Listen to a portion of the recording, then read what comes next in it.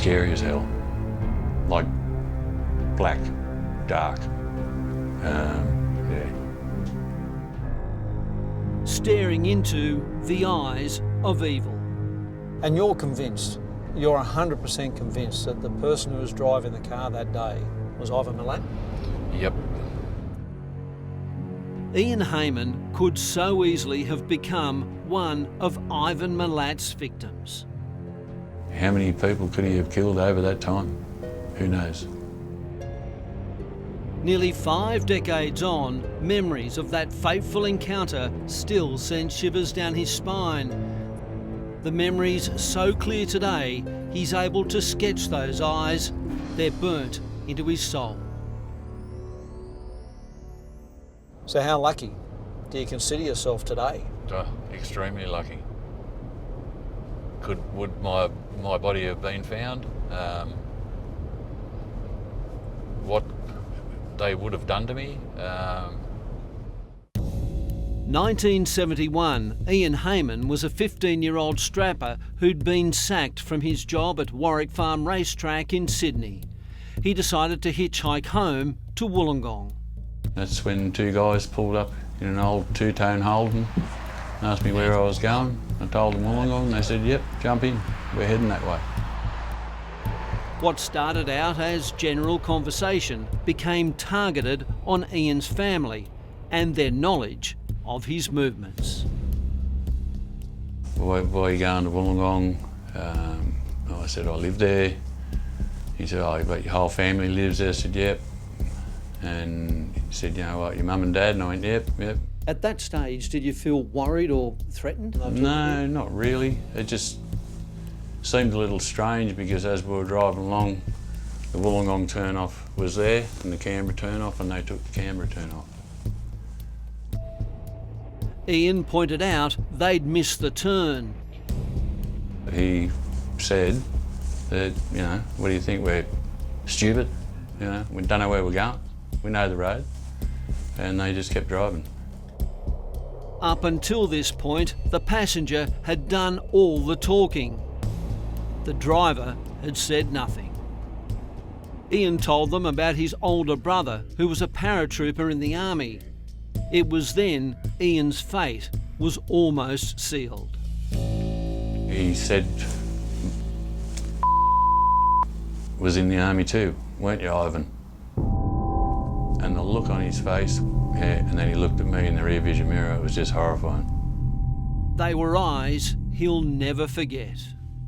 Just looking in the mirror at me, scary eyes. Still, Ian wasn't too concerned, but he was curious. I asked him about the gun that was in the glove box, the revolver. A shooter himself, Ian remembers it clearly. The glove box door was broken and hanging down. Inside was an old Western-style revolver. It was, well, like a cowboy revolver type thing. I couldn't say what calibre it was. It was on its side, so yeah, it was a little bit hard to tell. As this photo shows, it was clearly a weapon favoured by Ivan Milat. He liked to call himself Tex. At the time though, Ian had no idea he could be in danger until... He said, you know, they know he's coming. And the driver said, no they don't. I said, yeah, his mum, they know he's coming. And then that's when he got all aggro and just, yeah, slammed the brakes on and pulled over and told me to get out of the car. Get out. Ian grabbed his bags and scrambled out as the car sped off with the door still open. Ian crossed the Hume Highway to try to hitch a ride back towards the Wollongong turn-off, but his tormentors weren't done. Within 5 minutes, the two-tone Holden came back again, around that corner. I just dumped my bags and stood there. The Holden pulled up about 100 metres further on. And I thought, oh, you know, what's going to happen here? You know, probably at the time, Not overly sure, but I was probably ready to run just in case they did pull the gun out. Luckily, at that moment, another car approached and pulled over to pick Ian up. It was being driven by a priest. For nearly 3 decades, Ian didn't give it much more thought until he saw a documentary about the backpacker killings. Sick, totally sick. In my head, in my stomach, my heart rate was just skyrocketing. I was pale.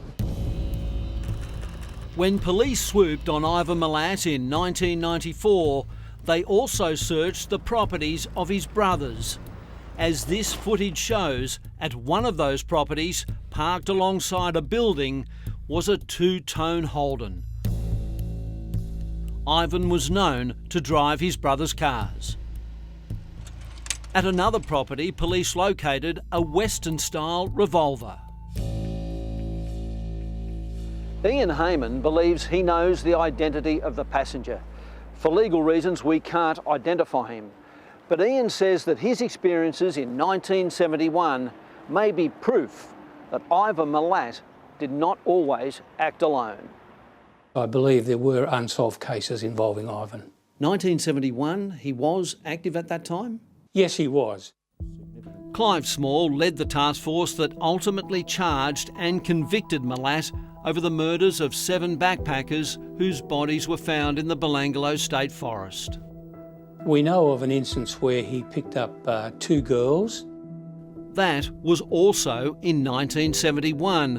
Milat was arrested and charged with abduction and with raping one of them. He beat the charges. But Clive Small suspects Milat may have been involved in at least 3 other murders: Karen Rowland, Peter Letcher and Diane Panaccio. 20-year-old Karen Rowland vanished after she ran out of petrol near Canberra. The body was found about 4 or 5 months later, and it had similarity to the backpacker in murders some decades later. She was found in the Tallangatta State Forest, covered with branches. In 1988, Peter Letcher was found dead in bushland near Jenolan Caves. He was last seen alive, hitchhiking from Liverpool in Sydney's west. He'd been shot 5 times in the head with a weapon similar to that used to kill some of the backpackers. Milat had worked on the Jenolan Caves Road. And then in 1991, mother of one, Diane Panaccio, was stabbed to death. The 29-year-old was intending to hitchhike from Bungendore in the Southern Highlands to her home in Queanbeyan.